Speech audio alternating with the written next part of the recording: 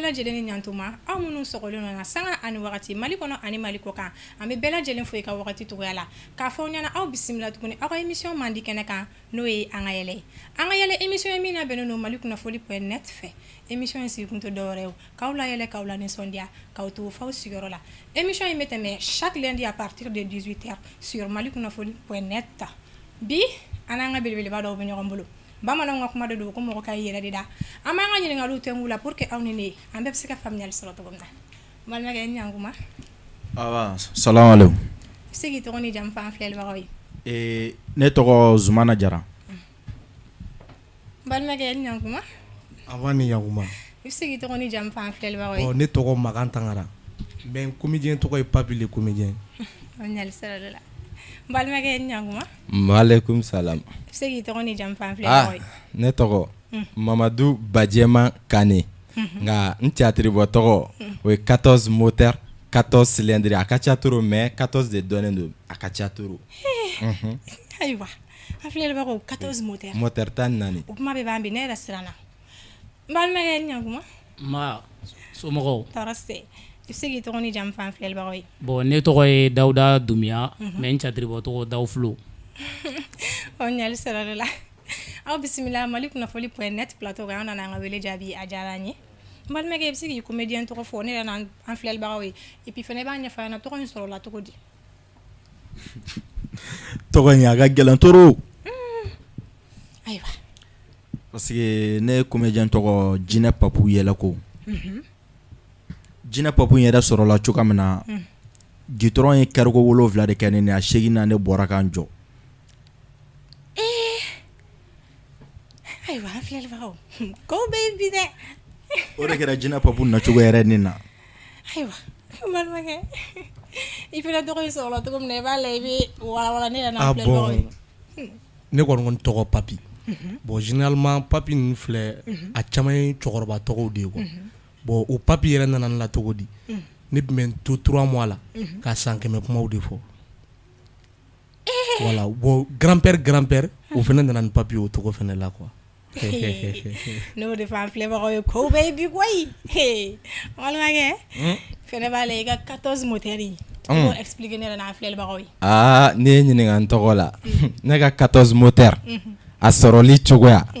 a ma nɔgɔ dɛ sabu ne yɛrɛ filɛ depuis waati min ne ka dɔgɔ ni n donna diɲɛlatigɛ ko o ko la i b'a sɔrɔ n ka teli ni bɛɛ ye o la n nɔ ka ɲi bɛɛ tɔw bɛ sɛgɛn waati min na ne tɛ sɛgɛn o waati o de y'a to ne ye tɔgɔw da n yɛrɛ la n ko est-ce que ne yɛrɛ ni maa bɛ se ka kɛ kelen ye wa donc o la n ko ne tɔgɔ ye 14 moteur 14 cylindres 300 000 km par seconde essence ka misɛn gasoil ka misɛn ni avion essence tɛ ne tɛ wuli kérosène bɛ jet A1 20 litres démarco kelen grosse baguette châssis long et que 223 000 batterie blindée dont 1600 000 ampères par borne alliance can bɛ cɛw bolokuru ka bon dɔw sen na cɛw bɛ bi cɛw sen kɔnɔ cɛw bɛ gosi ka taa ka ja jɔlen to wa ni n content n bɛ boli ba falen ka da fo poussière bɛ duru waati dɔ n bɛ thé wuli nin tɛna hali a tɛ bɔ ne ye nin tɔgɔ de fɔ jeliw ye an tɛ ji d'i ma an ka ji dɔ d'i ma ou bien a ka ɲi nin ye n ye fitini dɔrɔn de fɔ plateau kan fitini an filɛlibagaw n y'o de fɔ aw ɲɛna ninnu ma nɔgɔn an bɛ tɛmɛ n'an ka ko ye ayiwa n balimakɛ i fana b'i tɔgɔ in sɔrɔ cogo min na i b'o ɲɛfɔ an ye bon ne tɔgɔ sɔrɔli a ma taa yɔrɔ jan Dawufulo n kun bɛ musique de kɛ bon n ye musique bila comédie kanu donna n na mɔgɔw ye poussé bon ka tɔgɔ changer o ma diya n ye parce que rap la n dɔnna ni Dawufulo bon comédie la n y'a lajɛ ka continuer n'o de ye o de dɔrɔn ne don quoi musique yɔrɔnin an bɛ tila ka segin ka na kɔfɛ ok problème foyi t'a la an tɛ yɛlɛ i jɔ k'an ka yɛlɛ wa awɔ an ka yɛlɛ ne ko Gimba national tɛmɛna plateau nin kan yan tonton Gimba olu ye yɛlɛ bɛɛ kɛ ka bɔ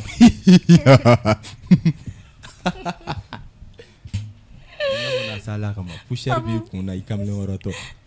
i kɛ pe o sini sɛsɛ Darama bɛ na o n'a fɔra ko su kana concert la o bɛ gɛlɛya dɛ ni ɲɛnamaw ma se k'an ɲɛnajɛ an bɛ su wele ka na o bɛ na kɛ su bɛ na wagati bɛɛ aw de t'u ye mais nin bɛɛ la kabako ko dɔ de kɛra ne ɲɛnɛ nin kɛra kabako ko dan ye surasi cɛta dɔ kɛra ne terikɛ dɔ tun b'an ka yɔrɔ la ko Mas a taara ka dossier la don surasiya ɲini na bɛɛ b'a dɔn ni surasiya ɲini bɛ kɛ a bɛ boli kɛ bɛɛ tun bɛ Mas dɔn sigida la cɛ pata de don quoi mɔgɔ min jama ɲɛkɔrɔ ko de ka d'a ye quoi a fɔra k'a kan ka boli dɔrɔn a ye wele bila an ka sigida quartier la musomanninw bɛɛ ma k'u bɛɛ ka bɔ u ka taa filɛ k'ale de bɛna boli a bɛ turu boli cɛw kan bi ayi a bɛ kabako bɛɛ da cɛw kan boli waati nana se Mas bɔra ka jɔ u mɔgɔ wɔɔrɔ wɔɔrɔ de tun kan ka boli jama bɛɛ sigilen don sigida mɔgɔ bɛɛ bɔra fa ni baw mais n b'a dɔn a b'a kalama ko mentalimafɛn fansi man yan jama kɛlen don ka mentalimafɛn camanba de kunun quoi u taara u jɔ u mɔgɔ wɔɔrɔ alvitiri jɔlen don ko avomark u y'u biri ko prêt a y'i kɔrɔta u mɔgɔ wɔɔrɔ ye ko hop yɔrɔ min na Mas y'a da kan stadium sport la cɛ jama bɛ ka kule Masi kɔni bɛ ka taa digidigi premier tour a ye tour boli cɛw kan cɛ dɔ yɛrɛ sigilen don kɛrɛfɛ ko mais est-ce que ce gars là est-ce qu'il n'a pas triple poumon là donc non ko nin kɔni tiɲɛ yɛrɛ la nin ye sportif ye Mas ye premier tour bɔ mɔgɔw kan u kan ka tour 3 de kɛ a ye tour fɔlɔ boli ka tour 3nan boli cɛ mɔgɔw b'a kɔ non a bɛ ka taa dɔrɔn Mas bɛ ka taa tour 3nan na dɔrɔn o bɛɛ la Mas bɛ ɲɛfɛ a y'o fɛnɛ boli mɔgɔw kan olu ma tila tour kelen na bɛɛ ko sisan Mas ka tour dafara o b'a sɔrɔ commandant yɛrɛ sigilen bɛ k'a la ko cɛ nin passera ka ban mais o bɛɛ la Mas bɛ boli la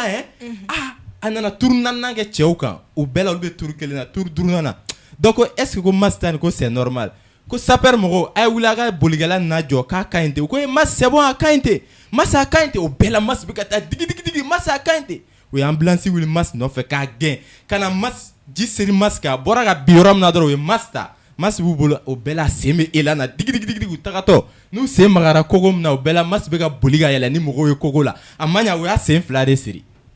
awɔ hali bi a sen bɛ elan na a sirilen b'u bolo. aw jɔ sa i b'a dɔn 14 ye nin fɔ nin tɛ kumaba y'an bolo a bɛɛ ko an ka yɔrɔ la Jikɔrɔni yɔrɔnin dɔ bɛ ko Ɲɛnkari cɛ dɔ de bɛ ko Burama kunkolo misɛnnin a kunkolo bonya tɛ tɛmɛ nin kan mais kuma bɛɛ n'a dɔgɔninw sigira dumuni na a ka dɔgɔn quoi i m'a faamu bon dɔgɔninw bɛ kɔn u bɛ sogo de ta u b'a dun a ye kangari da dɔgɔninw ɲɛna k'a ye sabali k'ale man ɲi ko n'u m'a dabila ko don dɔ k'a bɛ ko dɔ k'a dɔgɔnin dɔ la k'a bɛ bonya o hakili ma dɛ dɔgɔnin ma kuma kɛ a y'a kɛ manamanakan ye un jour u sigilen don dumuni na dɔrɔn sogo bilara dumuni sanfɛ dɔrɔn dɔgɔnin girinna ka taa a ko karisa ma kangari da yen na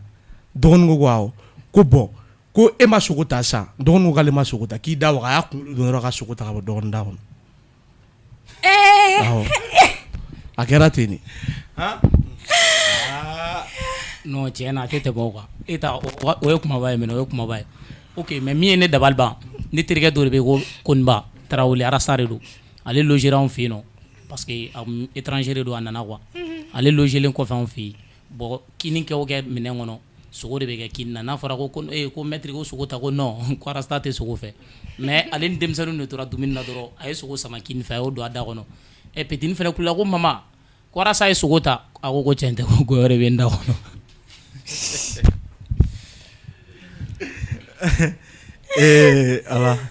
ala k'an porogoto ala ka sababu ɲuman kan ye ala k'an si gɛrɛgɛrɛ tɔɔrɔ ma labanko ɲuman ala k'a d'an ma ala k'an kisi k'an tanga k'an bɛn ni muso jɛma ye muso finma bɛ yɔrɔ yɔrɔ a b'a dɔn san tɛ n'a ye dɛ ne mamuso tatɔla dugawu de kɛ n fana bɛ dugawu kɛ mɔgɔ ye dugu jumɛn na jamana in kɔnɔ yan mɔgɔ si ma teli a dan kafe ne terikɛ dɔ de bɛ yen a y'o ye ko kafe a ye ko kafe sɔgɔmada fɛ a n'a muso de fila ka wuli sɔgɔmada joona ni fɛ ka wuli ko kafe i ye n ka kafe bɔn sɔgɔmada fɛ i kan ka kafe wuli k'a di yan mun tɛ kafe wuli k'a di yan ka fan bɛɛ ka mankan cɛkɔrɔba girinna ka bɔ ten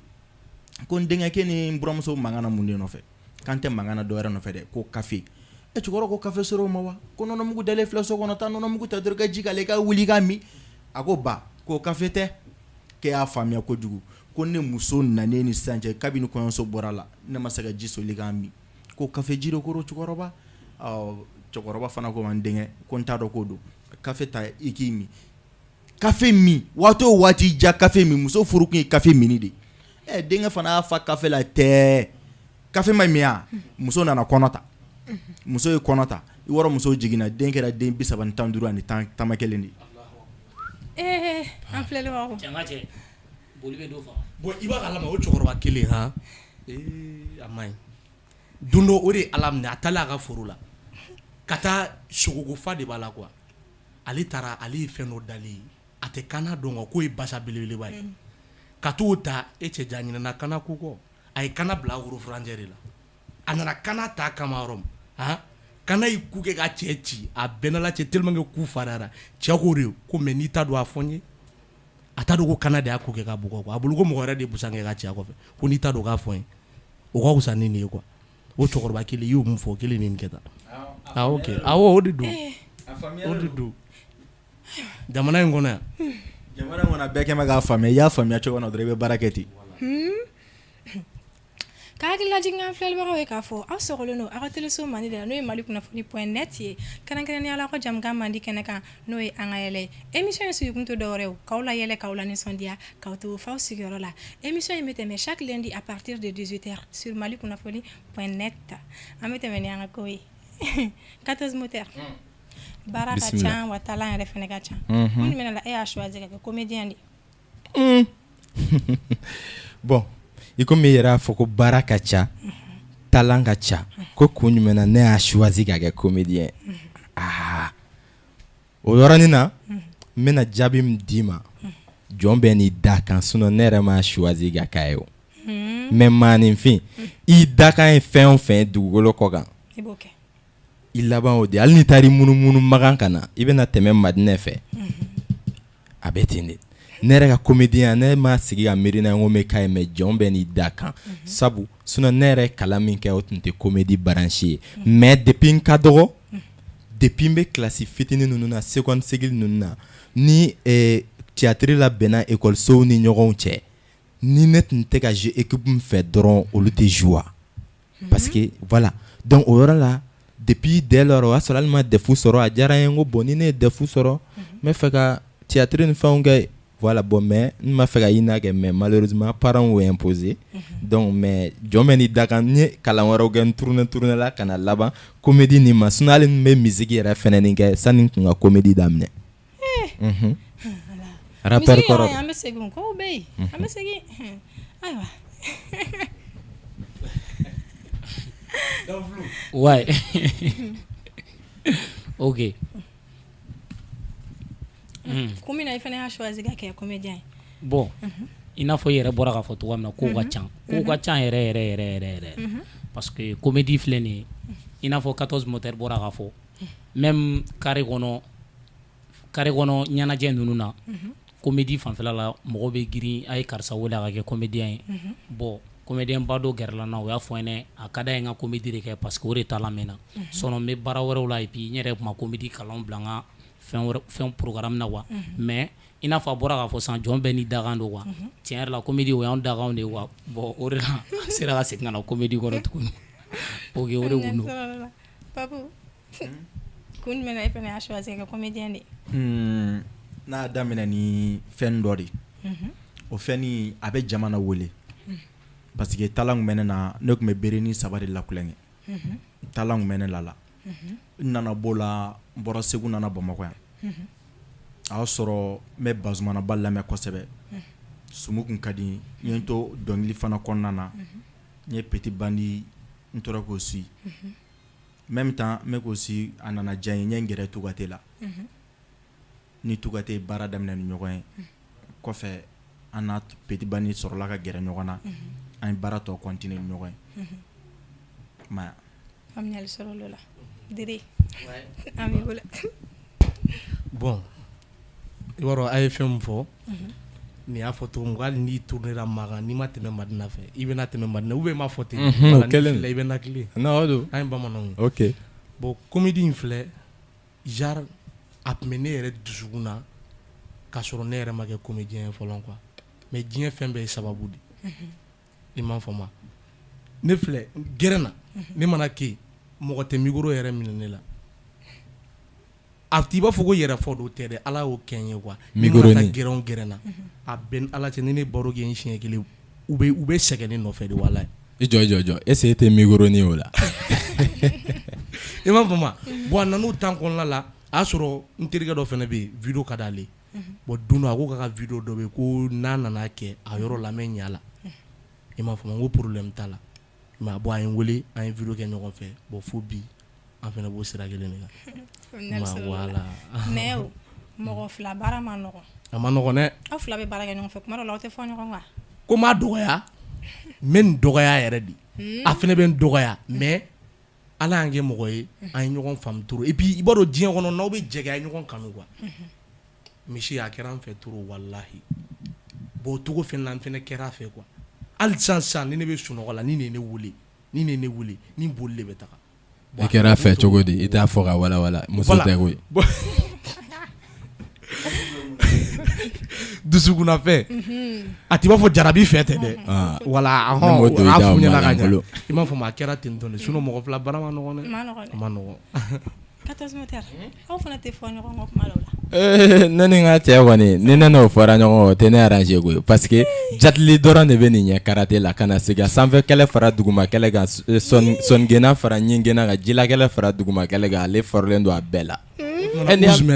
ayi non ko n'i y'a ye ni mɔgɔ bɛ kɛlɛ i dalen don a la k'i bɛ s'a la kɛ kana se ka seulement yɔrɔnin kelen i ɲɛ bɛ ne kunkolo la n'a gana ka gan ni ne y'a tɛti dɔrɔn hali pɔnze t'a arrange n fɛnɛ filan si tɛ se ne o ye kɛlen sigi o de bɛ ne n'a cɛ n'a gana dɔrɔn ne b'ale tɛti k'a kiri ka sɔrɔ a t'an kalifa polisiw la ayiwa an tɛ yɛlɛ ko an ka yɛlɛ an ka yɛlɛ awɔ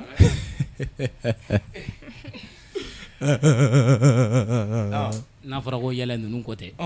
a fɔra k'i ka yɛlɛ la harmoni kɛ yɛlɛ laban ye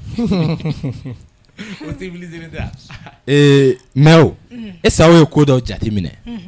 Mali kɔnɔ Mali bɛɛ kɔnɔ est-ce que hinɛ bɛ mɔgɔw fɛ ka tɛmɛ kɔrɔbɔrɔw kan kɔrɔlen bɔrɔ c'est-à-dire les anciens sacs quoi en français mais cɛ hinɛ bɛ kɔrɔbɔrɔw fɛ bon ne 14 moteur de y'o jateminɛ kɔrɔbɔrɔ n'a ka ko bɛɛ pour que i k'a dɔn ko hinɛ yɛrɛ bɛ kɔrɔbɔrɔ fɛ ni kɔrɔbɔrɔ bɛ nin i fo wallahi a bɛ hinɛ ni makari min yiri la e yɛrɛ bɛ sɔn quoi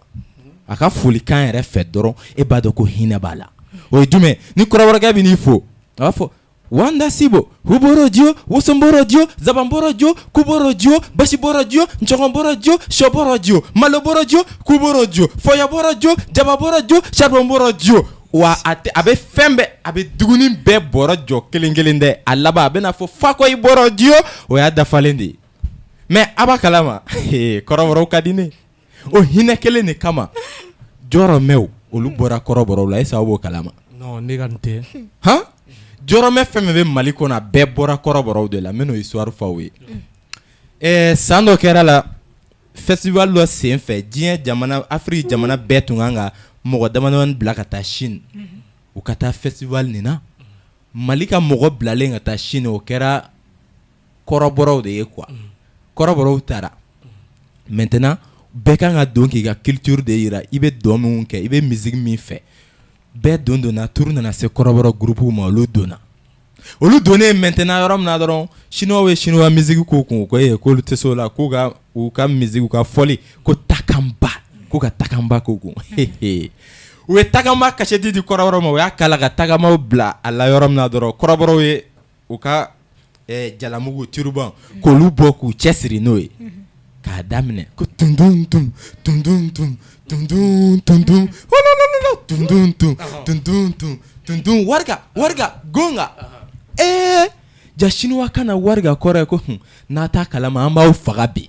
kɔrɔbɔrɔ b'u yɛrɛ la ko gonga o kɔrɔ ye ko aw c'est-à-dire aw n'a tɛ ko dɔn an bɛ cili daw kan yanni diɲɛ wuli cɛ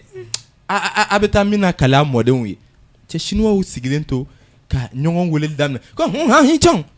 dɔ y'i pan ka wuli ko hincɔn dɔ wɛrɛ nana kew mɔgɔw bɛ ka na a bɛ ka chinois tɔgɔ wele dɔrɔn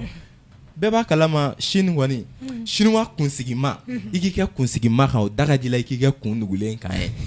wa i kɛ kun nugulen kan o dagaji la kɔlɔsiba bɛ min kan na i k'i k'olu kan ye a la cɛ chinois nana kɛ ka kɔrɔbɔrɔw encercler ko an ɲɛ b'a la ko ninnu ta ye ɲɛdonna ye ka na an ka jamana kan k'i a bɛ tila k'an bugɔ yan an bɛ baarada nin kan kɔrɔbɔrɔw kɔni bɛ taganba la dɔrɔn gonga tundun cɛ chinois fana nan'u jɔ ka kɔrɔbɔrɔw la munumunu a bɛ kɔrɔbɔrɔw hakili la ko chinois bɛ n'u dɛmɛ taganba dɔn na a la ja chinois ka kɛlɛ dɔ bɛ yen o ni taishi position o tɔgɔ ye ko taishi position kelen quoi voilà o ni taganba position ye kelen a kɛra chinois hakili la ko non nin attaquement domiciliement de ye maintenant chinois fana y'u jɔ ka taishi position daminɛ fugun kɔrɔbɔrɔ hakili la u bɛ n'olu dɛmɛ ala n'u ye kɔrɔbɔrɔ gosi u ye kɔrɔbɔrɔ gosi u y'u ci k'u ci kɔrɔbɔrɔw yɛrɛ minnu seginna ka na Mali la olu minnu maloya fɛ olu ye tiribansiri daminɛ hali sini i bɛ kɔrɔbɔrɔ dɔw ye tiriban b'u kun na bon chinois fɛnɛ nin n'u ye min minɛ u bɛ ŋaɲani 2 ci o tama na ŋaɲani bɛ minnu tama na dɛ olu de kɛra jɔrɔmɛw ye a ye tɛgɛrɛ fɔ jɔrɔmɛw kun o histoire fɛnɛ bɔ yen Mali jɔrɔmɛw ka di ne yɛrɛ walayi sabu ne terikɛ ale ye ala minɛ ka wari jinɛ wurudili de kɛ quoi ka jinɛkɛ wele k'a wele pour que a ka kɛ waritigi ye a ye jinɛkɛ wele tellement ka jinɛ tɔgɔ nin wurudi k'a wurudi cɛ san sina ka pɛrɛn bop jinɛkɛ sina ka dibilan b'a yɛrɛ k'i jɔ cɛ i ye n tɔɔrɔ trop ne ko e bɛ mun de fɛ de cɛ jatigɛ o jugu sina i jɔ ne bɛ min fɛ yan ne bɛ 283 000 milliards de dollars jinɛkɛ sina ka cɛ lajɛ ka surun ci k'e ko danga tɛ yen kɔ hali o t'anw jinɛw yɛrɛ bolo an yɛrɛ jinɛw fɔlɔ wari tun b'an bolo mais maintenant anw bɛɛ bɛ ka jɔrɔmɛ wurudi de kɛ jamu 3 bɛ yen i b'o wurudi ɲanga don la ani maraka jamu dɔw bɛ yen i b'o wurudi n'o ye kaɲasilakaw jamu ye ani ɲangadulakaw a ye tɛgɛrɛ fa aw yɛrɛ non tiɲɛ yɛrɛ la non nin ye nkalontigɛ da ye non ne yɛrɛ siranna ne hakili la ko ten de b'a wulila ka na de non nkalon dabila nkalon man ɲi kana sɔn ka nkalon tigɛ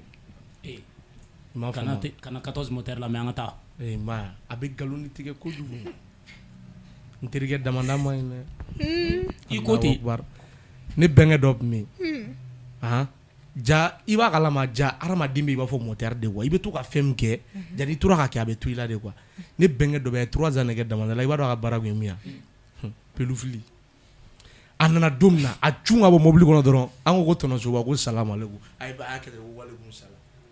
ne yɛrɛ ko k'a kɛra cogo di ko tɔnɔsoba k'e tun bɛ mun de kɛ damanda la k'ale tun bɛ pelufili de kɛ n ko a y'a kɔlɔsi dama man ɲi bon o si tɛ kumaba ye dɛ ja bɛ fɔ ko mɔgɔ falen don ja manamanakan don dɔ an ka bada la gulɔmina dɔw de y'u fa k'u fa tɛ hali bɛ ka dɛsɛ ka tɔgɔ u nana se kulu ma kuluntigi ko nin molobaliya bani ni fɛnw kɛ u donna kulun kɔnɔ k'u sigi kuluntigi ko fa ma la k'a bɛ bɔ o la sisan u bɛ ka se ɲɛfɛ u selen ba caman kuluntigi ko mun bɛ mun kɛ ko kɛ dɛ ko sinon ko wo bɔra kulun na u ye ji soli fo ka ba tigɛ ka bɔ kulun kɔnɔ n ko ja fa t'aw la awɔ bloc t'a la dɛ u bɛ papu i yɛrɛ fɛnɛ voilà an tɛ nkalon tigɛ o voilà mais 14 moteur de bɛ nkalon tigɛ parce que aw tɛ se ka bɔ ɲɔgɔn kɔ kɔrɔ i m'a fɔ ma n ka cɛ kumaba kɛlɛ o ma nɔgɔn quoi o ma nɔgɔn dɛ bon voilà bosuma man ɲi dɛ ok aw yɛrɛ b'a dɔn jamana in filɛ nin ye foyi t'a ja ni sinankunya tɛ fɛn min ye jaralaka don ni tarawelelaka don sunkalo la bɛɛ b'a dɔn sɛgɛn bɛ mɔgɔw kan sunkalo kɔnɔ mɔgɔw bɛ sɛgɛn bɔ hali ko minnu tɛ kɛlɛ o bɛ kɛ kɛlɛ quoi sunkalo kɔnɔ o bɛ kɛ sunkalo dɔrɔn de la bon cɛ de b'i i to mobili kɔnɔ a ye daji tu a digira cɛ la cɛ in tɔgɔ ko vie bon vie de dimina ka dimi ale bɛ moto la cɛ ko ne fa ko a kɛ togo ma dabɔ a kama mais n t'a dɔn i bɛ n kɔ wa a ko i y'a dabɔ a kama o kɛra cogo di i bɛ bon u ye kuma ta ten tɔ sa kana se kana fo sokurusi kɛnɛyɔrɔ la halisa o kun cɛla ale bɛ nɛni na bon cɛ y'i jɔ yɔrɔ min na dɔrɔn cɛ jiginna a ye mototigi natɔla to yɔrɔ min na dɔrɔn a y'a tɛti bon cɛ binna duguma mɔgɔw bolila ka na a kɛra cogo di yɔrɔ an fɛ yan nɔ ni kɛlɛ kɔni daminɛna sisan obligatoire mɔgɔw bɛ don ni ɲɔgɔn cɛ ka lafarali a kɛra cogo di bon min binna duguma cɛ ko ma balugutɔ aw yɛrɛ cɛkɔrɔbatɔ aw bɛ kɛlɛ mun de la a ko sɔni n ka kɛlɛ ɲɛfɔ mɔgɔ 2 min bolila k'an lafara n ka foli belebele bolo ye fɔlɔ e ta jugara ni bɛɛ ta ye yan ayiwa o ye jaralakaw ni tarawelelakaw de a ka nkalon tigɛ kɛ ayi sɛbɛn ne terikɛ de don a kɛra kelen tɔgɔ o kun ye Koniba kelen tɔgɔ o kun ye vie Sangare MC wɔni tiɲɛ don a kɛra Yɔrɔjanbugu la i y'a fɔ muso kurusi kɛnɛ bɛ Yɔrɔjanbugu la an kɔni bɛ sokurusi kɛnɛ dɔrɔn mais ale ko Yɔrɔjanbugu sokurusi kɛnɛ ne bɛ kuma o la bilen Salam alaikum. Maliyɛnw vraiment kuma in a diyara n ye mais bɛɛ fo a ka marisi in a diyara n ye mais maliyɛnw ne bɛ taa ka Mali to a bolo a ka dɔn kɔni ko bolodɔgɔnin kelen kɔni o se ka bɛlɛ ta maliyɛnw n'a kun farala ne kan ka jamana in jɔ maliyɛnw ne fɛ o kun da bɛ janbe la ne tɔgɔ maliyɛnw Ibrahim Bakari coronavirus Keita nka maliyɛnw n b'aw waleɲuman dɔn inshallah ni ma fara ka nin fɔ an bɛ boli coronavirus tɛ fɔ yan nɔ nin fɔ i jigintɔ ka sɔrɔ Buwaka mɔgɔw bɛ da la ka jɔn depuis kelen t'a la dɛ non n'o kɛra i tigɛra na an mɔkɛ de don an mɔkɛ wala i tigɛra na i b'a dɔn ne de filɛ ka bɔ fini sanyɔrɔ la ni talibi de filɛ ka ɲɔgɔn accroché a y'a sɔrɔ a furuba bɛ ne kunna mɔgɔ fɛn o ma ne don u b'a fɔ talibi ne ni talibi ye ɲɔgɔn yɔrɔ min na dɔrɔn talibi banna yɛrɛ ka girin ka da ne ka yɔrɔ min na dɔrɔn ko mɔsimo ka girin ka magan na n ko siri nin mun e bɛna n ka fini fara n ye fosi ka bɔ a kɛrɛfɛ de non ne t'o vi sugu la tiɲɛ na n bolo don mais ko sugu dɔ bɛ yen ne t'o so ma ne yɛrɛ kelen kɛ ne tun y'i kɛ talibi balima de mais an bɛɛ bɔra nugu kelen na a maliyɛn ne maliyɛn mais sérieusement e kunkolo ye zamɛ dɔrɔn de ale ta ye mun ye cɛkɛ ya cɛ belebeleba kɔni ye ninnu muso sɛgɛnnen don dɛ mais an ka tɛmɛ sisan baro bɛ na tiɲɛ de a sɛgɛnnen don tuguni kuma ayi an ka pan yɔrɔ ayi dɛ a tɛ pan a bɛ fɔ di an ka pan yɔrɔ kun ne kɔni ka plateau kan an tɛ pan foyi kunna ni kuma min kun mana tigɛ o bɛ laban de mais e yɛrɛ ka nin lajɛ kɛ ninnu fila lajɛ yɔrɔ an fasamani fila filɛ ɲɔgɔn kɛrɛ an tɛ catégorie kelen mais nin lajɛ i ka nin lajɛ u falenba fila la imagine ni nin nana muso dɔ ta sisan min fɛnɛ ka bon fo n'o ye matelas 8 places ayi de jɔn y'a fɛ k'a bɛna muso belebele ta jɔn y'o f'i ye fɔlɔ bon hali n'u m'o ta sa e yɛrɛ k'e lajɛ i n'a fɔ matelas Dudu ka grand modèle ka 4 places e bɛ ko o dɔ nin yɛrɛ la poussière b'ale kunna i b'a dɔn anw filɛ ala ye cɛ belebelebaw da k'u koja muso ye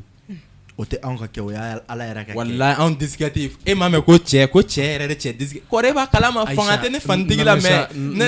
ne quand je suis nul là ne ma ɲi dɛ na mais sa aw bɛ keleya na de ne ma ɲi dɛ aw bɛ keleya na de sa i b'a dɔn han fasaya yɛrɛ yira filaw de la quoi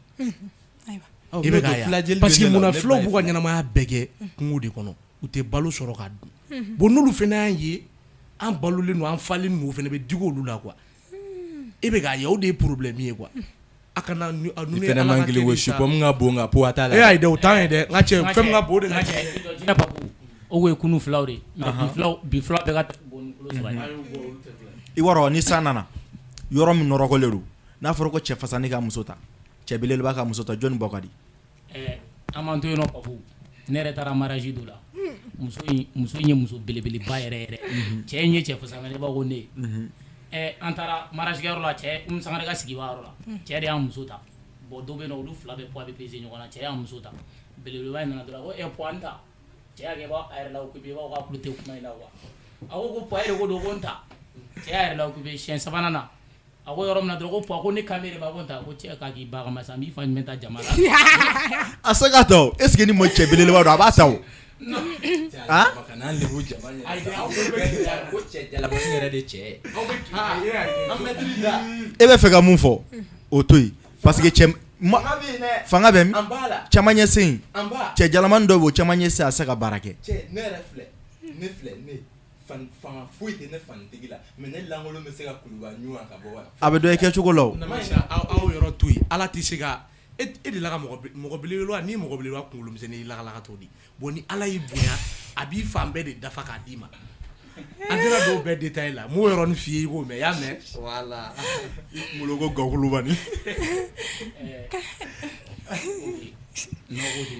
hakililajigin an filɛlibagaw ye k'a fɔ aw sɔgɔlen don mali kunnafoni.net de la kɛrɛnkɛrɛnnenya la aw ka jamukan mandi kɛnɛ kan n'o ye an ka yɛlɛ émission ye min labɛnnen don mali kunnafoni.net fɛ walasa k'aw layɛlɛ k'aw lanisɔndiya k'aw to f'aw sigiyɔrɔ la bi an ni papu de bɛ ɲɔgɔn bolo ani diri ani 14 moteur ani dawulo an bɛ tɛmɛ n'an ka ko ye papu an bɛ don min na i ko bi gɛlɛya jumɛn de bɛ yɛrɛ kan comédie kɔnɔna la comédie kɔnɔ gɛlɛya min bɛ ne kan a bɛɛ bɛ dɛmɛbaga ko de bolo a b'an artiste denmisɛnnin bɛɛ kan n tɛ se ka kuma ni kelen a b'an denmisɛnnin bɛɛ kan an filɛ don dɔ kalan bɛna kɛ don dɔ siniɲɛsigi ye fɛn sugu bɛɛ bɛ se ka bɔ an denmisɛnninw na nka mɛ mɔgɔw t'o dɔn u t'i dɛmɛ tant que ni mun ye fɛn dɔ la f'i ka poyi ka bɔ o la mɔgɔ bɛ sɔrɔ ka girin-girin ka na karisa an b'i dɛmɛ ɲɔn'i ka wuli mɔgɔ kelen ka tɔgɔ sɔrɔ k'i b'a dɛmɛ mɔgɔ dɛmɛ kabini a bɛ dugu ma fɔlɔ n'i ye mɔgɔ dɛmɛ kabini a bɛ dugu ma a bɛ wuli ni ɲɔgɔn ye a bɛ yɛlɛ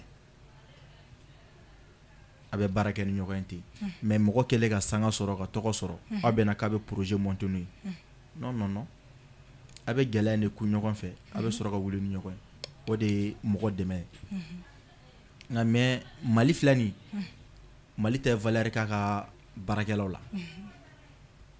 Malien b'i ye fɛn na bi sini ka yɛlɛ i la n'i ye Malien yɛlɛtɔlen ye la bi i k'o baara kelen i k'a ta ni sɛbɛ ye sini olu mɔgɔ kelen fana de bɛ tila ka kasi nɔfɛ gɛlɛya kɔni a b'an ka baara in kɔnɔna na caméraman ko b'a la yɔrɔlatagaw a ka ca wa n'a fɔra an yɛrɛ de bɛ tila ka baara kɛ an bɛ buruburuni min sɔrɔ an yɛrɛ an bɛ tila ka n'a ta k'a don an ka baara kɔnɔ tiɲɛ na a kɔni ka di ne ye mun se mana kɛ mun ye i ka Mali artiste bɛɛ dɛmɛ i bɛ mun dɔn i tɛ mun dɔn i se mana kɛ mun ye i k'a k'u ye wa o de bɛ ne fɛ k'a fɔ faamuyali sɔrɔ l'o la Diri fana b'i da don i ka gɛlɛyaw la ouais bon Papu bɔra ka a bɛɛ yɛrɛ fɔ kuma tɛ ne da bilen mais ne kɔni bɛ fɛn kelen fɔ Mali ye lagosi dugu de en un mot dire i bɛ ko dɔw daminɛ mɔgɔ minnu kan k'i soutenir a la olu fɔlɔ de bɛ kɛ mɔgɔ fɔlɔ ye k'u lagosi mɔgɔw tɛ kelen mɔgɔ dɔw bɛ u bɛ fɛn dɔ daminɛ n'i y'u lagosi dɔrɔn u b'a bila bon hali ni ma se ka fɛn di mɔgɔ ma fɛn dɔ fɔ a ye a bɛ mun faamu quoi an grand frère dɔ bɛ yen rappeur dɔ ko Alba a bɛn ala cɛ hali ni ne video bila san a bɛ ne ɲini a b'a fɔ n ye quoi wa erreur min bɛ n ka video la a b'a fɔ fɛnɛ bon o mɔgɔ sugu ka di ne dɛmɛ bɛɛ t'i b'a fɔ ko wariko ni wariko don alhamdulilayi an yɛrɛ bɛ se ka ko caman k'an yɛrɛ Dieu merci o la parce que o ye belebeleba ye quoi mais a bɔra ka mun fɛnɛ fɔ caméraman ko problème bɛ mɔgɔw la trop i bɛ se ka rendez-vous de d'u ma sisan caméraman n'u fɛnɛ y'o mɛn n'u bɛ se k'o dabila u k'o dabila i bɛ rendez-vous d'u ma sisan k'i mago b'u la nin don a b'a bɛɛ fɛn ka ban i t'u ye bon o man ɲi quoi a bɛ na ni mɔgɔ découragé ye quoi mais ni maliyɛnw bɛ se lagosi u k'o dabila n'a ye mun ye mun na a y'a encouragé a la mais n'i ye mɔgɔw tɛ kelen i bɛ dɔ lagosi fɛn dɔ la dɔrɔn a b'a dabila bon c'est pas bon quoi faamuyali sɔrɔ l'o la 14 moteur fana b'i da don i ka gɛlɛyaw la wallahi ne ɲininka n ka gɛlɛyaw la a diyara n ye mais ni n ko n bɛ n da don a bɛɛ la kana kasi ni n ko n bɛ n da don a bɛɛ la yan mɔgɔ bɛɛ bɛ sɔn ka kasi ne n kɛra ka fɛgɛ kana bila kasi la mais n bɛna min fɔ ne yɛrɛ tɛ gɛlɛya min bɛ ne kan o tɛ dɛ mais gɛlɛya min bɛ Mali artiste bɛɛ kan o gɛlɛya kelen de bɛ ne kan surtout comédien Allah ne bɛ a ɲini jamana fɛ k'a ɲini Mali mɔgɔbaw fɛ Mali art ka di maa o maa ye k'i se ye min ye k'i ka a bila i kunna i tɛ ka kɛ artiste ye dɛ i bɛ ka kɛ faso de ye n'i ye min kɛ artiste ye i y'a kɛ i ka faso ye sabu artiste de bɛ e ka faso drapeau de gulon a bɛ diɲɛ yɔrɔ o yɔrɔ a bɛ Mali de image yira donc bi an bɛ don min na ko bi sisan anw artiste minnu filɛ plateau kan yan bi ani minnu bɛ fan wɛrɛ denmisɛnnin kunda c'est à dire minnu ma dɔn nouvelle génération an mago bɛ dɛmɛ na kelen dɛmɛbaga fɛnɛ la parce que o fɛn fila tɛ kelen an mago bɛ dɛmɛ na dɛmɛ bɛɛ tɛ wari i n'a fɔ n terikɛ y'a fɔ cogoya min na sisan maintenant an mago bɛ jumɛn na maaw ka sɔrɔ minnu bɛ se ka i se ye min ye o ye jumɛn wariko dɔrɔn tɛ mais hali ni u ka projets d'an ma ala n'a kulo b'an na a y'a kɛ ala kama a ka bazin butigiw a ka te feere yɔrɔw nɔnɔmugu feere yɔrɔw a y'a kɛ ala kama sinon an tɛna balo dɛ voilà aw d'an ma an k'u publicité kɛ ala yɛrɛ kama aw delila yɛrɛ de parce que talentueux baden bɛ yen i bɛ taa commerçant belebele dɔ sɔrɔ sisan yɔrɔba b'a bolo fɛn bɛɛ b'a bolo a ka yɔrɔ bɛ marcher mais c'est vrai mɔgɔ bɛ ɲinɛ min kɔ n'i ye nin kuma fɔ dɔw b'a fɔ ale ka yɔrɔ bɛ ka marcher lui il n'a pas besoin de faire la publicité mais alors que publicité filɛ nin ye a dan tɛ i bɛ dugu min na ye ça part image bɛ taa de kumakan nin bɛ tunu mais image ja bɛ taa de donc ja nin bɛ taa fo diɲɛ kɔ kan a tɛ se yɔrɔ min na o dan ye lahara ye sinon diɲɛ bɛ yɔrɔ o yɔrɔ a bɛ se donc an mago bɛ dɛmɛ la mɔgɔw ka na ni dɛmɛ ye u ka publicités di an ma an bɛ se k'u ka publicités kɛ talent b'an bɛɛ la kelen kɔrɔbalen minnu bɛ yen comédien kɔrɔbalenw u ka kɛ ala kama an b'u deli an bolo fila b'an kɔ kuma nin yɛrɛ la nin donnen don min gasi la mais u ka hinɛ anw na u denw de y'anw ye u dɔgɔnin de y'anw ye u dɔ de y'anw ye u ka to n'u y'u jɔ place min na u k'u sen fara ɲɔgɔn kan dɔɔnin k'an fitinin dɔ sama ka n'an jɔ u aran na u kɛrɛfɛ depuis ala ye diɲɛ da basa bɛ min sɛ fɛ sinon i ye ɲininka question min na ni n ko n b'a gɛlɛya fɔ a ka ca sinon n'i kɔni ye dibi sogo kɔni ɲininka k'a dalen to dibi sanfɛ ko gɛlɛya min b'a kan i y'a dakɔrɔbɔ o gɛlɛya kɔni de b'an kan dɛmɛbaga ko ani ni jamana sera k'a lajɛ ka studio de production ɲɛnama dɔw dayɛlɛ voilà studio ɲuman dɔw dayɛlɛ surtout comédiens ye misaliya la i komi ne ye comédien ye maintenant ni se tɛ comédien fitinin minnu ye ka vidéo kɛ u ka olu wele k'u lajɛ k'u ka vidéo lajɛ n'a ka ɲi u k'o bila ka taa o studio la olu k'u ka image bɔ ka dɛmɛ don u ma sabu ne yɛrɛ min filɛ ka kuma walayi ne ye comédien ye kana ɲɛ ta ne nin bazin bɛ ne kana ne de b'a dɔn n y'a sɔrɔ cogoya min na ne ye fantanden ye 100% n fa fantan n ba fantan n yɛrɛ fantan mais ne denw n bɛ ala deli masa kɔnɔ olu kɛ fantan ye wa an bɛɛ ta ka k'o cogoya ye donc o la o dɛmɛ qualité ninnu an mako bɛ o la sabu ne yɛrɛ pour que ne ka n ka vidéo dɔw kɛ walayi ne filɛ n jɔlen bɛ ne ye gardien de ye gardien an bɛ gardien min tan dɛ ne b'o gardien de kɛ k'o warinin kɛ ka n ka vidéo financer mais fɛn nin kanu de bɛ ne ni na sinon kow bɛ yen gɛlɛya ka ca kana kasi sa ni kasira n kɛra ka fɛgɛ fana b'i da de ka gɛlɛya ok an balimaw u y'a fɔ tɔgɔ min na a tigi fɔ ka tɛmɛ nin kan quoi parce que mali artiste ka gɛlɛya a tɛ se ka ban fɔ la quoi ne yɛrɛ filɛ nin ye mais bi kɔni alhamdulilayi n bɛ ala fo k'a barikada art kɔnɔna na parce que mun de la an b'o fɔ k'a fɔ ko gɛlɛya tɛ n kan gɛlɛya min kan a ka ca yɛrɛ yɛrɛ yɛrɛ gɛlɛya minnu min kan i n'a fɔ artiste baw u ka gɛrɛ an na ka to ka baaraw suit an fɛ o gɛlɛya b'an kan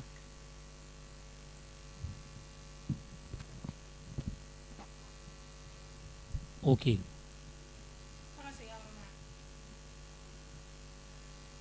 ok bon artiste baw u ka gɛrɛ an na ka baara suit an fɛ olu ka d'an ye kojugu kojugu wallahi n'an tora k'o ye o yɛrɛ o ka ɲi an ka image ma et puis a bɛ courage don an na quoi n'a fɔra artiste dɔw bɛ yen u tɛ gɛrɛ an na mais n'an ye baara kɛ u bɛ sɔrɔ k'an wele non vraiment nin ma ɲi nin ma ɲi bon sɔnni dun ka baara in kɛ o b'a sɔrɔ idée la i taara yir'u la u ye idée ninnu lajɛ u b'o fɛn i n'a fɔ ninnu bɔra k'a fɔ cogo min na gɛlɛya dɔrɔn tɛ wariko ye mais ne yɛrɛ filɛ nin ne ni n terikɛ don cɛkɔrɔba u b'a fɔ ma ko Koniba ari yɛrɛ la tellement que ne ka kɛ comédien a ka d'an ye wallahi kuma dɔ la ne yɛrɛ b'a fɔ karisa ne kan ka jouer nin yɔrɔ la mais essence wari tɛ ne bolo ou bien passe tɛ ne bolo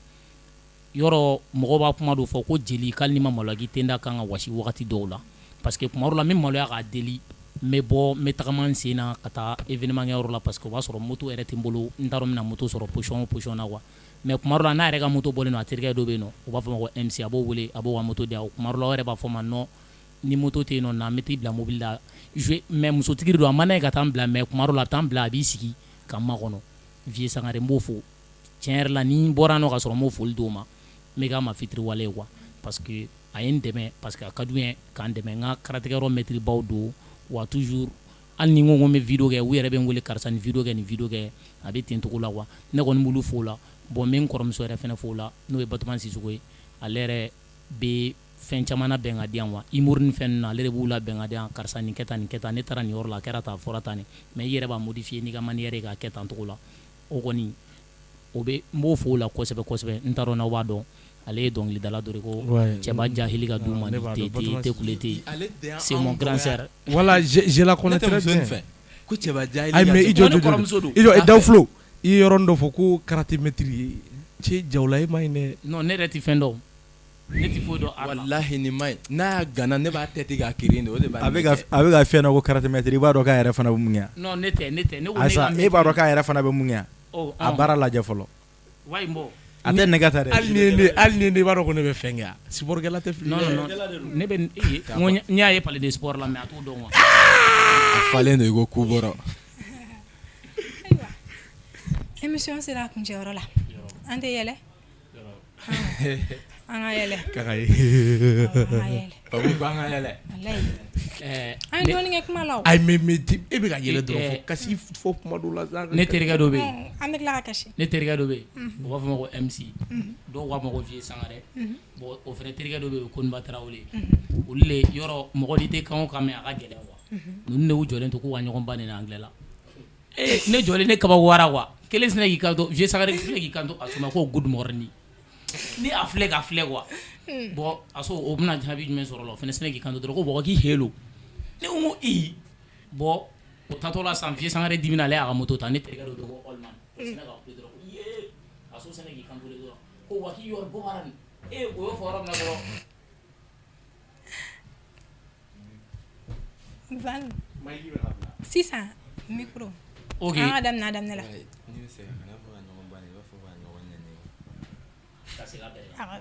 ok o kɛlen olu k'o ɲɔgɔn nɛni kɔnɔna na o y'o fɔ bon san vie sangare ale y'i sigi moto sanfɛ dɔrɔn a so sɛnɛ k'a fɔ o ma dɔrɔn ko wa k'i yɔrɔ bɔ baara nin o ko a ma ko bon Olman sɛnɛ k'i jɔlen to dɔrɔn ko e ko non k'a y'i faga k'a y'i ka kabila bɛɛ nɛni kelen kama o fɛnɛ dimina o nana ne sigilen sɔrɔ ko karisa ko yɔrɔ n bɛ fɛ ka kangari da i ɲɛ i ka kangari da terikɛ ko kunun k'a ko k'an ka ɲɔgɔn nɛni anglais la ne ko ka ɲɔgɔn nɛni anglais la ko awɔ n ko mankan ye mun de fɛ ma k'ale ba nɛni k'ale kɔ dɔnni k'a fɔ ale ma n ka cakari good morning o lafarali bɛ kɛ cogo di sisan ne bɛ fɛ n balimamuso yɛrɛ de ko k'i t'i tigɛ sisan olu kan ka lafara position min na ayi bɔn e b'a dɔn e hakili bɛ i ne ka anglais san na ne de ye nin ye quoi k'a fɔ ko disquette ka di n ye a cɛ ka ɲi bon ne de ko nin ma ne y'a wele ne ko ayi ne ko je t'aime a ko nin ma ko me too yɔrɔ an tɛ anglais mɛn ne ko me too o kɔrɔ a tilara k'a fɔ ko I love you ne y'a minɛ k'a bolo kari halisa o trace de filɛ a bolo la nkalon da ne la o si tɛ kumaba ye yɛrɛ koyi an ka kilasi kelen fɛnɛ kɔnɔ dɔw de bɛ yen quoi misi ko ko mɔgɔ si de kana kuma ni anglais tɛ dɔw de y'i to la ka daji tu dɔ ka pan jukɔrɔ misi ko misi nana ko den nana dɔrɔn a y'a sɔrɔ a nana dɔrɔn a y'i sigi a ko misi ko anglais den de ko y'u yi cun dɔ fana girinna k'i mun ye daji to girinna k'i sigilen to dɔrɔn ko hey Hakiet ko non a ka anglais ko in an ka nin tɔ di ala ma sinon kɔni an bɛ saya bi wallahi mais a bɛ ka ɲinɛ fɛn dɔ kɔ est-ce que a ye ko dɔ yɛrɛ jateminɛ 14 moteur la n ka dɔnko ka bon ne nun bɛ dɔn kɛ est-ce que aw b'o kalama ne nun bɛ dɔn kɛ ne tulo bɛ dɔn e y'a kelen misi mais kɛnɛkan ko tɛ yan a k'a labɛn a nun lajɛ cɛ n terikɛ fɛn fɔ non nun lajɛ mais n'a fɔra ni facture tun bɛ sara fiɲɛ la e hakili la ko juru tun tɛ yɛlɛ ne la a tɛ nin yan kɛnɛkan clontan gauche clontan droit ala bon kulo lajɛ o t'a bannen dɛ kulo su bon jɔ a fana y'a ka talan fɔ wallahi ne fana bɛ yen ni yɔrɔ dɔ bɛ yen ne bɛ se k'o la dɔn awɔ o ye ne ɲɛkili de ye dɔnkili ta ka taa ka taa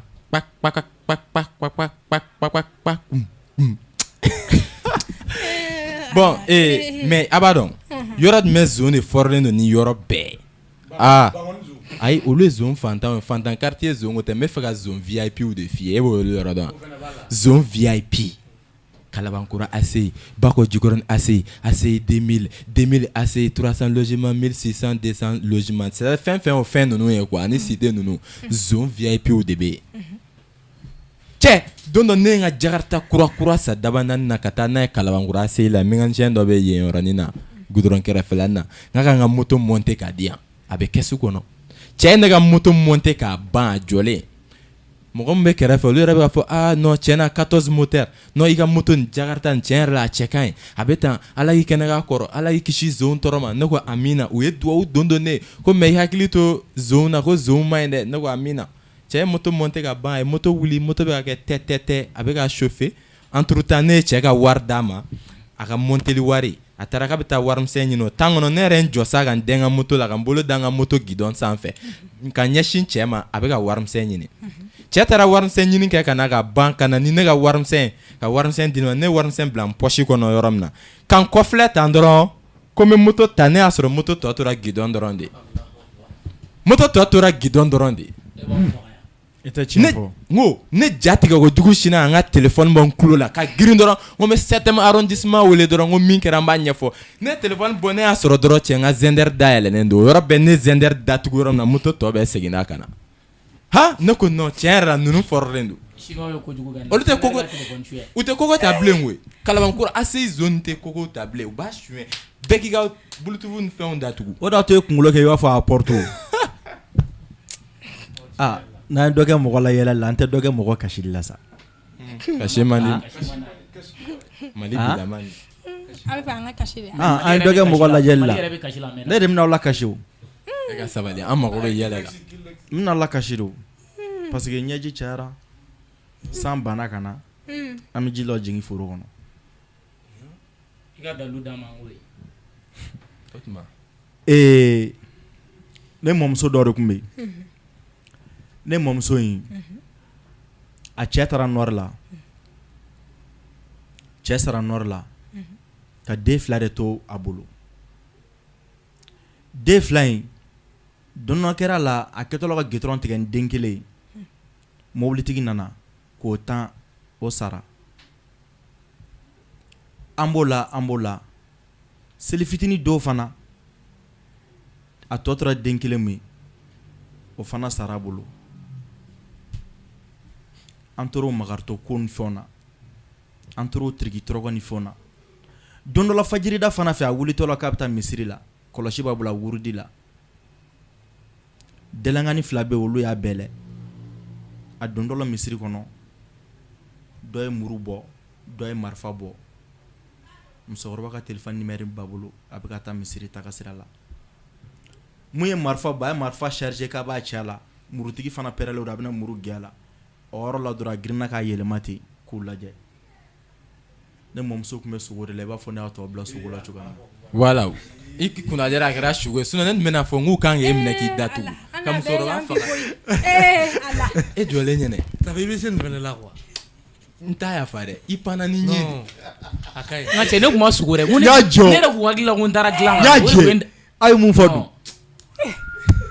cɛ n'o y'a sɔrɔ cɛ de bɛ ka n pɛrɛn ko Kinlex yɛrɛ bɛna ayiwa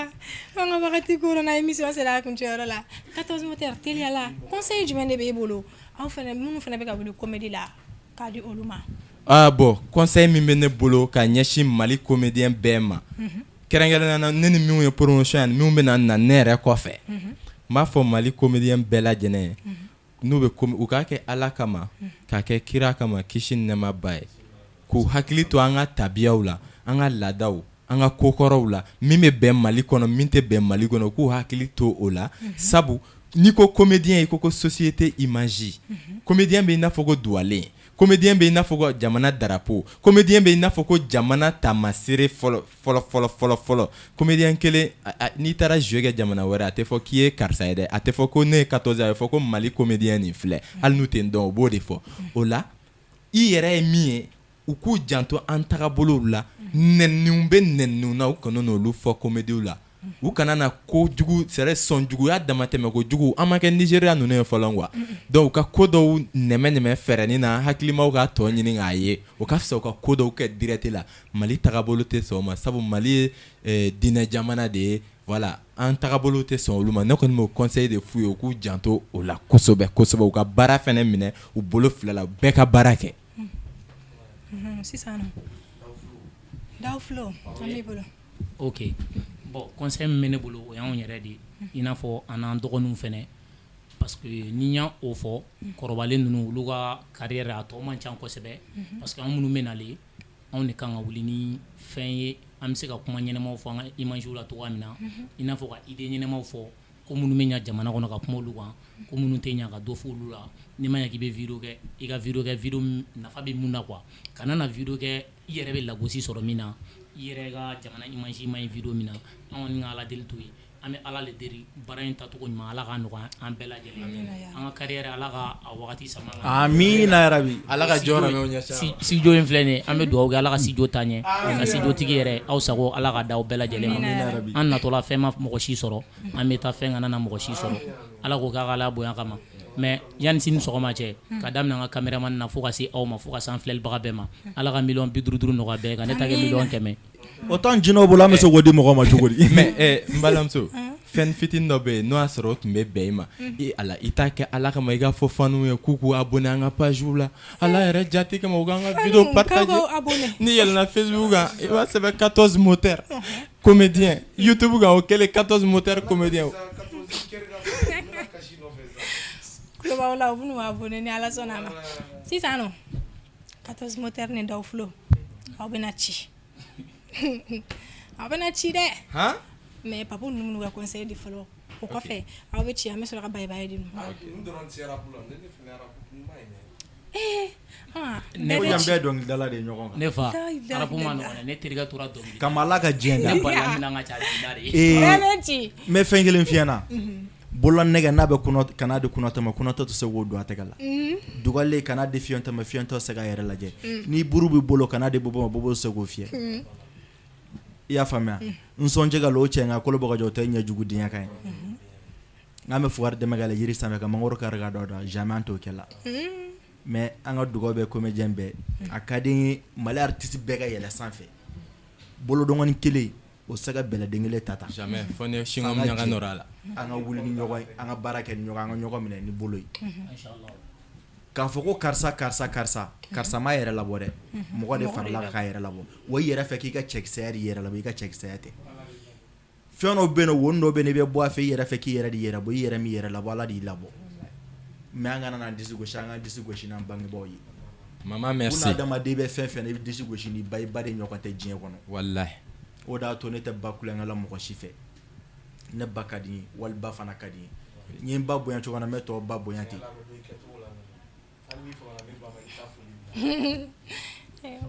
o diɲɛlatigɛ b'o cogo de la hali bi Ala k'an bɛɛ sago d'a ma Ala ko k'a ka Ala bonya kosɛbɛ Mamadu kanu kosɛbɛ sallallahu alaihi wasallam ne kɔni bɛ mun fɔ bon an bɛɛ filɛ nin fɛn min bɛ art kɔnɔ art yɛrɛ tɛ mɔgɔ i bɛ diɲɛlatigɛ kogo la toujours mɛ n'an ka kuma in de ma parce que a y'a fɔ cogo min na ne tɛna se k'a fɔ ka tɛmɛ o ta kan quoi diɲɛ kɔnɔ n'i bɛ kogo kɛ bangebaga dugawu ɲini ne ba bangebaga dugawu kulonkɛ tɛ cɛw bɛ ɲɔgɔn dan ni dugawu de wallahi miliyari de bɛ se ka k'i kun sisan fantan dɔ bɛ yen barika min b'a la a t'i la a bɛɛ ni Ala ni kira cɛ i ka miliyardɛri i tɛ se ka fɔ i dabira da la o ye Ala ka masaya de bon ni ko mena don tariku kɔnɔ ka détail fɔ bon an bɛ si yan quoi a tɛna ban i m'a fɔ ma bon ne kɔni bɛ mun fɔ denmisɛnninw an bɛɛ lajɛlen an ka bɛɛ kan bangebagaw bonya wallahi parce que u sara tɛ sɔrɔ i m'a fɔ ma mɔgɔ mɔgɔ kɛra i ka diɲɛlatigɛ sababu ye i man ka bila o la u bonya n'u ko mun i k'o i ma bon lagosi kana to fɛnɛ ko mɔgɔ si b'i ka baara bila n'u ye fɛn fɛn f'i ma u ka courage de don i la mun kɔni bɛ ne fɛ ka fɔ o y'o de ye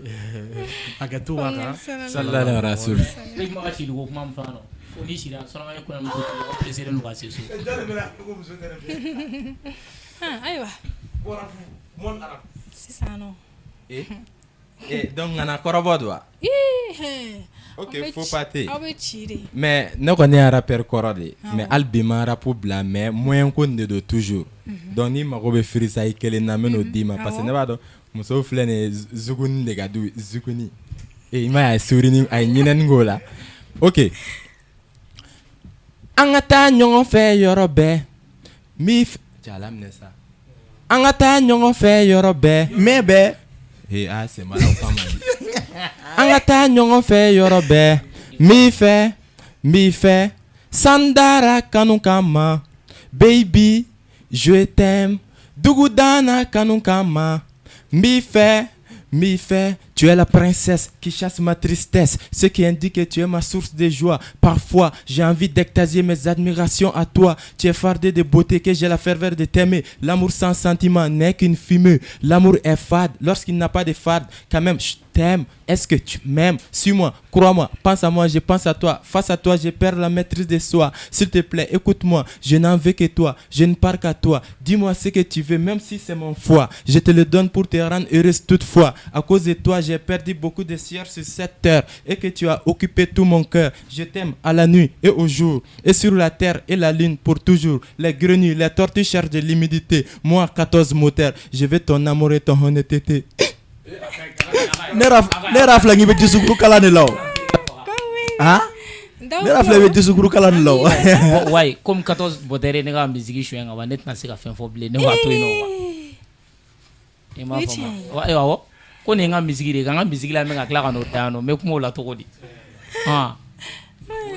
wadiri sisan bon comme olu bɛ rap musomanw kɛ an bɛ cɛmanw de kɛ quoi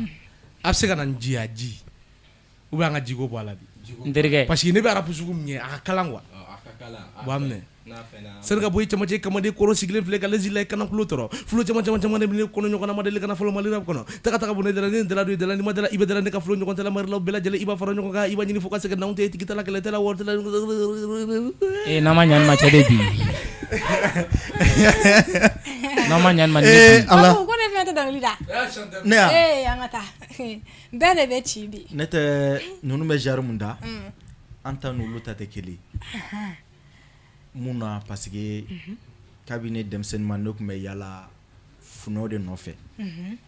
ani gawulɔ nɔfɛ kuma dɔw kala dɔw bɛ ɲininka ko n ye jeli la n ko n tɛ jeli n ye bamanan lakikan yɛrɛ de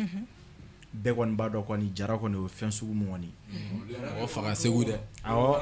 parce que ni n dimina sa n yɛlɛma a cɛ jugu i jɔ fɔlɔ n bɛ ɲininka papu parce que n'a fɔra yɔrɔ min na ko jara dɔrɔn o b'a sɔrɔ ku de b'i la i k'u yira n ka la ku bɛ na nɔ ku fila de bɛ na na fo n y'a bɔ n ka la n'i bɛ fɛ k'o dɔn i b'a to n'i ye denmuso sɔrɔ san mun na diɲɛ kɔnɔ siya fila de jara ne ye marakaw ani n yɛrɛ ne parce que n tɛ se ka ɲinɛ n yɛrɛ kɔ n mana kɛ cogo o cogo i bɛ k'i yɛrɛ fɔlɔ fɛ ka sɔrɔ ka kɛ mɔgɔ wɛrɛ fɛ n'i banni yɛrɛ la fo ka diɲɛ wuli mɔgɔ tɛ k'e fɛ ko denkɛ olu bɛ ɲɔgɔn tan ni ba de fa ye danbe nka barika ba ne fa dɔn dan sɛgɛn bɛ f'i kɔ n ye 300 millions d'i ma faranginɛya la n'an bɔra n b'a bila i ka compte la n terikɛ n ko denkɛ ninnu k'u bɛ ɲɔgɔn tan ni ba de i bɛ ɲininka k'u bɛ ɲɔgɔn tan ni ba ye jumɛn de la o fɔ n ye parce que e ma n'i kɛ kɔgɔji sanfɛ ni bangebaa ka dugawu tɛ e kɔ i b'a dɔn ko mɛri e kan bɛ taa ni e ye wallahi ko denkɛnu bɛ ɲɔgɔn tan ni ba de i mana don ko dɔ la n'a sɔrɔ bangebaa ka dugawu tɛ e kɔ e bɛ to a wo da fɛ musomanin mana pari u b'a fɔ k'i ye sunguruba i tɛ sunguruba parce que i ba de ka n'i ba mɛ e saga pari donc ne ta ka ɲi yɔrɔ e ta kɛ i b'a fɔ ko gɔkulu n'o ye fɛn n'a mɛnna kinuba kutu bɛ yɔrɔ o yɔrɔ e tɛ e ye non n tɛ sɔn parce que kinuba kutu fɛnɛ zamɛ tana de ye kinuba kutu ye parce que kinuba kutu de b'ale bɔ ɲɔgɔn na kana ba mɔgɔ la sɔn mɔgɔ la kana kɛ mɔgɔ fɛ wala ne mɛna boli n bɛna kuma dɔ de f'i ɲɛna bi i ka da la i kana da la ko cɛ dɔ nana seli fana ni lansara ni ɲɔgɔn cɛ cɛ in sara seli fana ni lansara ni ɲɔgɔn cɛ a nana jigin jatigikɛ min fɛ yen selitabi t'a bolo wolo t'a bolo